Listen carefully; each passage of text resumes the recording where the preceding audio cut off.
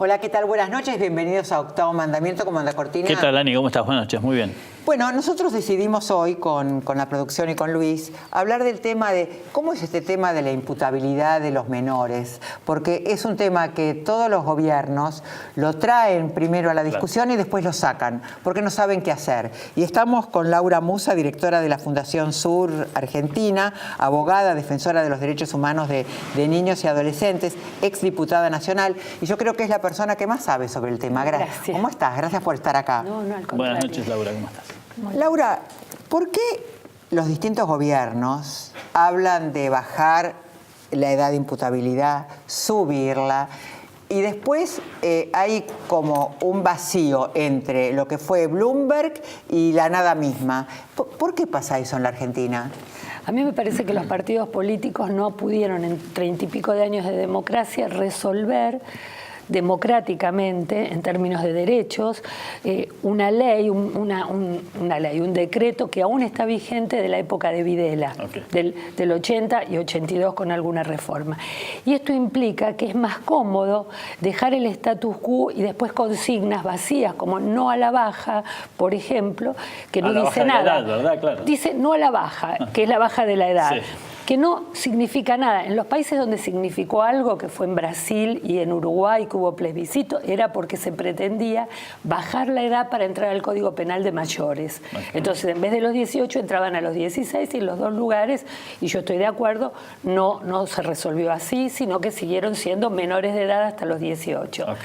En la Argentina se le dice... Pero tienen un tratamiento diferencial, por supuesto, penalmente, digamos. porque cumple con la Convención. Fíjense que hace 25 años está la Convención sobre los Derechos del Niño, que dice régimen de responsabilidad penal juvenil. Es decir, los adolescentes infractores tienen que hacerse responsables por el hecho disvalioso y ser reprendidos por el Estado en un modo adecuado, como una sociedad decente debe serlo, a que son menores de edad, que tienen trayectorias de vida breves, y que rápidamente hay que tener recursos, personal idóneo, muy capacitado, lugares bien diseñados para que los chicos puedan ahí aprender a convivir, no sé cómo decir, respetuosamente con los conciudadanos. A ver, ahora en la Argentina, los chicos que cometen delitos van a esos lugares horribles que son las tumbas que ya hace muchísimos años describió Enrique Medina, ¿no? Que son esos lugares donde salen más delincuentes, donde los tratan mal,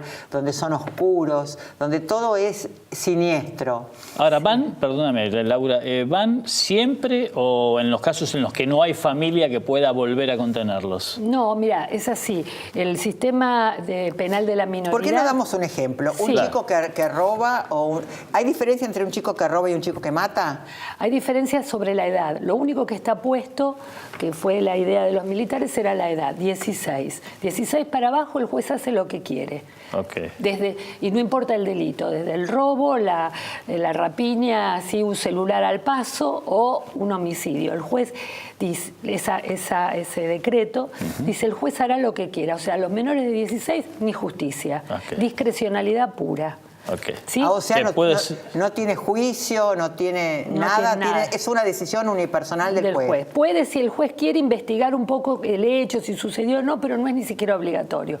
Lo que el juez puede decidir es mandarlo a su casa, decirle que en general pasa con los sectores medios, ningún chico, y digo, daríamos un premio al que encuentre un chico de sectores medios en una de estas tumbas que vos decís. No hay. Quiere decir que ahí viene un abogado, que los padres han podido pagar un abogado, y el abogado dijo, vea, esta ley es una payasada, usted puede hacer lo que quiere, y le ofrecen una solución. Y la verdad es que los jueces muchas veces la toman, que es mandarlo al psicólogo, venir una vez por mes a dar razón de cómo va el chico. Que eso sería interesante que lo hicieran con los chicos humildes. Con los chicos humildes también justicia, con los chicos humildes también decirle, estás haciendo esto, ¿por qué? Porque nosotros somos buenos y te decimos, no, estás haciendo esto porque vos cometiste esto y esto está mal. Entonces, lo que estás haciendo, un curso de derechos humanos, trabajar en un geriátrico acompañando abuelos al parque y trayéndolos, es una pena, es una sanción. No lo haces porque vos querés. Es una obligación. Es una obligación que se conecta con lo que vos hiciste, por eso es de responsabilidad penal juvenil. Te estamos haciendo responsable de un hecho disvalioso y lo tenés que cumplir porque si no se agrava. Con buen control de esa ejecución aplicación de la pena. Ahora no hay, ni para unos ni para otros. Ahora puede ser que el peor de los chicos, menor de 16 años, esté libre y puede ser que un chico que no ha cometido nada, pero como no se puede imputar el delito, no se va a poder defender, esté cumpliendo una sanción de hecho sin merecerlo. O sea que es el peor de los... Y eso es antes de los 16 años. Y del 16 a 18 sí hay un procedimiento, sí se le imputa el delito, robo, homicidio, lo que fuere. Tienen una pena prevista menor que la de los adultos para el mismo delito, pero también es un desastre, porque quedan como lo que dice un especialista, quedan en remojo. Les hacen el juicio de entrada, de responsabilidad, entonces conectan al chico con el delito, sí sos responsable, y ahora tenés que hacer conducta, en vocabulario de los penitenciarios parece, hacer conducta, buena se supone, pero se dice hacer conducta, hasta los 18. A los 18 va al juicio ya a aplicación de la pena. Ahí le dicen, por ese delito que nosotros te juzgamos... Se olvidó 2 años después, imagínate. Ahí, yo ahora soy un emprendedor, soy otra cosa. Bueno, entonces, y ahí también viene una gran dosis de discrecionalidad que puede ser que le hagan cumplir la pena prevista o le digan, bueno, con este tiempo ya está. Cumpliste, estás bien, como si fuera un objeto de estudio el chico. Eso no condice ni siquiera con el peor sistema penal de adultos. Nosotros no tenemos uno muy bueno, ustedes ven que es discrecional, que tampoco los ladrones de guante blanco están presos. O hay pocos. O hay muy pocos, son excepciones. Pero aún en las peores condiciones del mundo adulto, los chicos están mucho peor. Y fue así diseñado por esto de que los jueces de menores eran buenos padres de familia, no eran jurídicamente los mejores jueces, y entonces hacían esto de yo me ocupo del chico, y hacían como patrón de estancia, bueno, vos vas a ir a cortar el pasto, vos vas a hacer esto, los tenían en su despacho a veces. Digo, todo lo antijurídico que te puedas imaginar o alejado de una perspectiva de derecho. Ahora, Laura, pensando en juristas importantes de la Argentina, hablo desde Fait, Zaffaroni, todos los que de alguna manera han tenido un nombre en la Argentina. No sé, Jiménez de Azúa. Hablando de hace muchos años. Digo, nadie lo pensó esto, nadie pudo resolverlo, nadie hizo algo. Los juristas que vos mencionás, sí, son todos prestigiosos, efectivamente, y han sido muy de avanzada, muchos de ellos en plano de derechos de los adultos. La concepción sobre los menores de edad ha cambiado desde la Convención, pero totalmente. Ya, imagínate que en los códigos todavía dice de menores e incapaces, considerando a los menores, a las mujeres en otra época, como incapaces de derecho, que había que sustituirles la voluntad, porque los grandes resolvemos por ellos. Esto ha cambiado, se llama autonomía progresiva, los chicos pueden ir definiendo, por eso también pueden ser responsables de lo que hacen. Antes se entendía, mejor los protegemos, le sacamos algunos derechos como la libertad, el derecho a tener un abogado y demás, y pensamos por ellos. Esto, Jiménez de Azúa, aún los mejores parecían, digamos, de esta idea de que los menores de edad eran un colectivo que es ahora un colectivo que emergió y tiene derechos. Pero hubo un fallo de Zaffaroni, ¿no? Ese que ahora fallo es fue vergonzoso. un poco el que trajo el ruido a este tema. Ese fallo, veníamos pensando que Zaffaroni era un amplificador de derechos. De estos derechos, y en general su discurso va en ese sentido. Y no sus acciones como juez. Pueden recorrer toda una historia de él. Y en punto a este tema, nosotros decimos, hay una demanda de algunos grupos que se perciben a sí mismos como progresistas, pero que después en la práctica les falta unirlo a esta práctica, que es decir, no a la baja, consigna hueca, ¿sí? No a la baja de qué, cuándo, cómo, bueno, no a la baja. Entonces uno dice a la edad, supuestamente a la edad de antirrepresivas, imputabilidad. Entonces, la imputación en muchos casos ofrece una garantía de defensa, pero entonces 16 años para abajo ahora son no punibles. Fíjate esta contradicción. Los no punibles no podrían tener una cárcel que los aloje. Claro. Porque no si no son punibles, nadie les pudo dar un castigo. Claro. No los Entonces se van a la casa. No se van a la casa. Acá a la vuelta, por acá tenemos el Instituto San Martín, después está el Roca. Claro. Hay varios institutos de privación de libertad. Hay uno, por lo menos, el San Martín, destinado solo a los menores de 16 años. Entonces yo digo, ¿dónde están las manifestaciones de todos los grupos no a la baja para ir a ponerse como abogados y sacar a esos chicos por ilegitimidad absoluta? Construimos hace varios años con el Fundación Sur, con el CELS, debo decir, digo porque era más afín a Zaffaroni, sin embargo en esto tuvieron una mirada muy rigurosa desde el punto de vista jurídico y construimos un habeas corpus para pedirle a la justicia, exigirle que libere a los no punibles y ordene al Congreso dictar una ley que se pongan de acuerdo. Claro. Entonces avanzó muy costosamente, duró como 3 años un habeas corpus, que es rápido, porque los jueces decían, no, esto no puede ser, decían, esta privación de libertad la determinó un juez, ¿cómo vamos a un habeas corpus? Se puede dictar un habeas corpus contra una medida de un juez, porque era inconstitucional. Final de la historia, en un fallo muy bueno, de como 80 páginas, Zaffaroni va diciendo todo el tiempo que repugna al pensamiento democrático y jurídico una ley como esta que está vigente hoy todavía, porque no tiene debido proceso, y exhorta al Congreso a derogarla y dictar una nueva. Pero no le ordena la libertad de los chicos porque no sabría qué hacer con ellos, chicos pobres que han sido usados por la policía. Y queda así. Y entonces queda todo igual que antes. Es como un comentarista de la realidad en lugar de juez. Como un comentarista, y después hizo varios reportajes, lo hemos discutido cada vez que Zaffaroni habló, y ese habeas corpus se llama García Méndez, Laura Musa sobre habeas corpus y está en la página de la Fundación, es un decálogo de una esquizofrenia realmente en términos de ciudadanía y de derechos, porque no se puede decir una cosa y no actuar. Entonces, cuando ahora el gobierno, una vez más, otro nuevo gobierno, convoca a discutir este tema, yo voy con todas las organizaciones que dicen no a la baja, sí, tipo eslogan vacío. Entonces yo digo, ¿cuál proyecto de ley? Ningún proyecto de ley. Nosotros hemos presentado que decimos un régimen de responsabilidad penal, como todo, no hemos descubierto nada, como toda América Latina fue cambiando, ya van por la 3ª generación, la van mejorando. Laura, nosotros tenemos que ir a un corte, pero a mí me gustaría que quedara una pregunta concreta. Si no a la baja es una consigna vacía, ¿cuál sería la forma de llenarla, esta consigna? Ya venimos.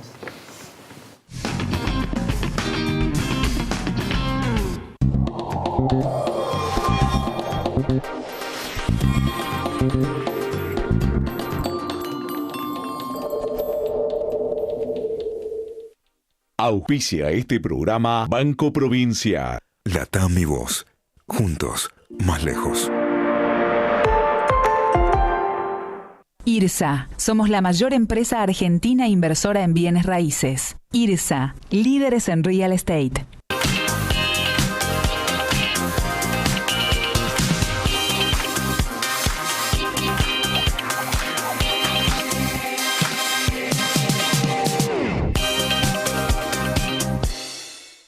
¡Qué elegancia! ¿Pero a dónde van con tantos descuentos en espectáculos?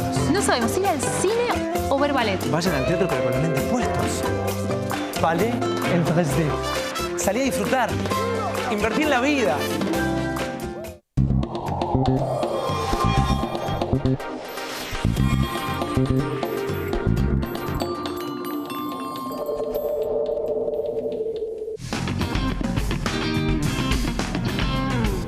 Estamos con Laura Musa, que es directora de la Fundación Sur Argentina, abogada y defensora de los derechos humanos de niños y adolescentes.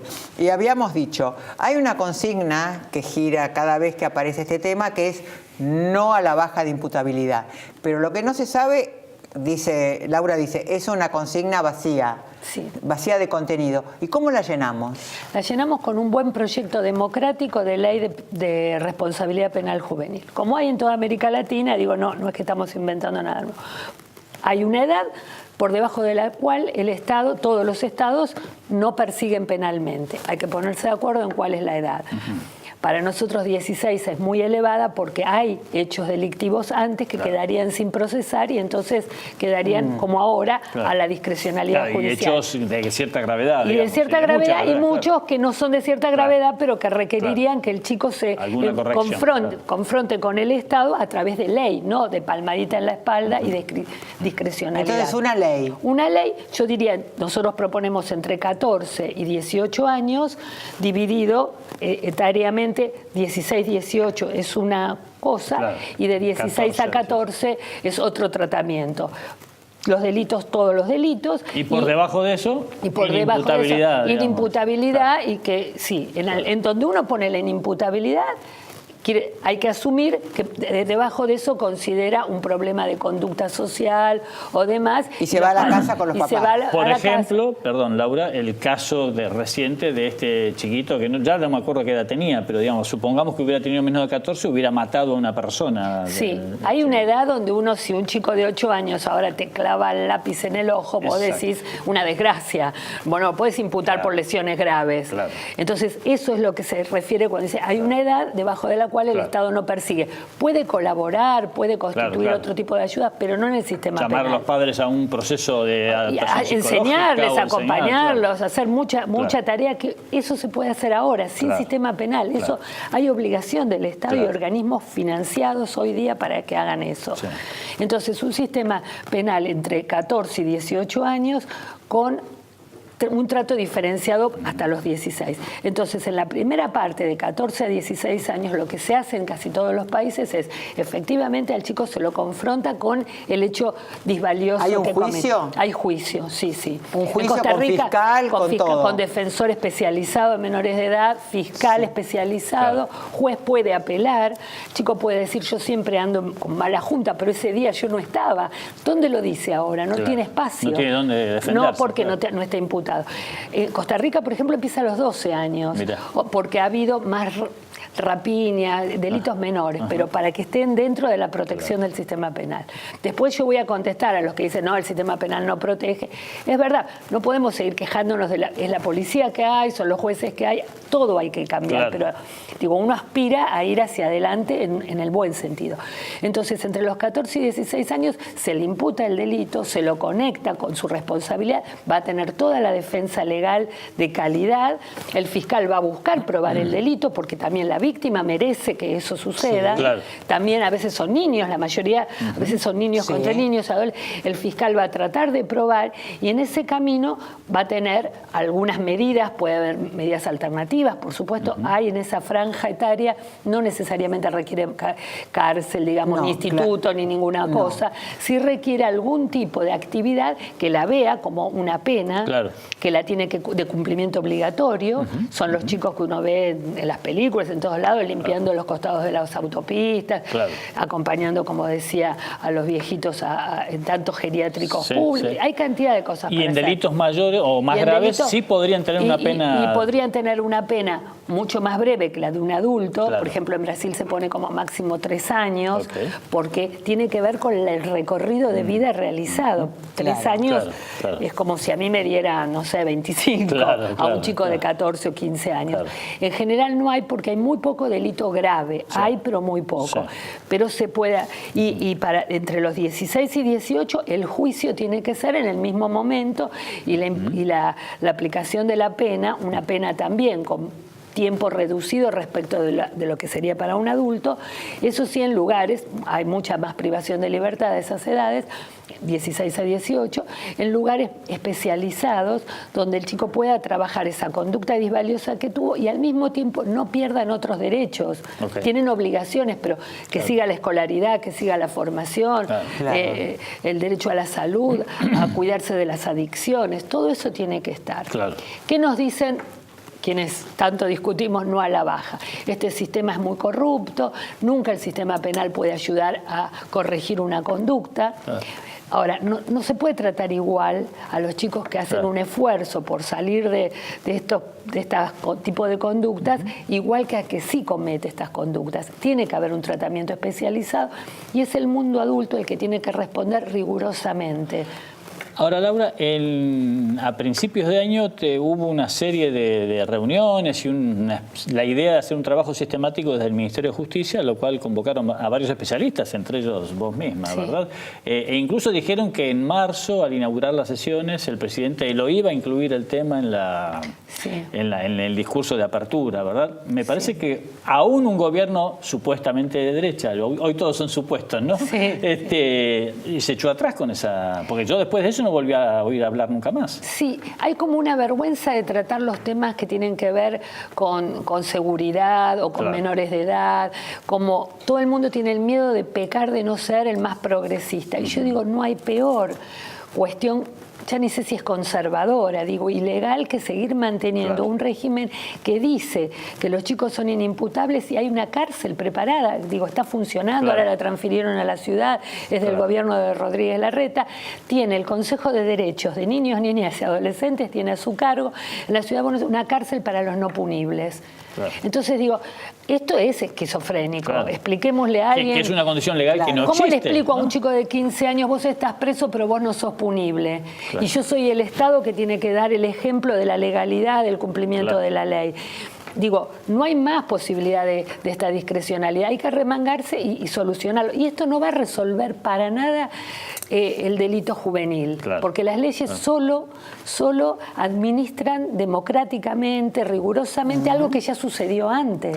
Yo creo, a ver, te pregunto porque tengo dudas, yo creo que el sistema, que los jueces, las juezas, y el sistema penal, los fiscales no están... Hay cosas que, así como no estaban preparados para la violencia de género, entonces ponían, no sé, ponían límites y después se rompían los límites.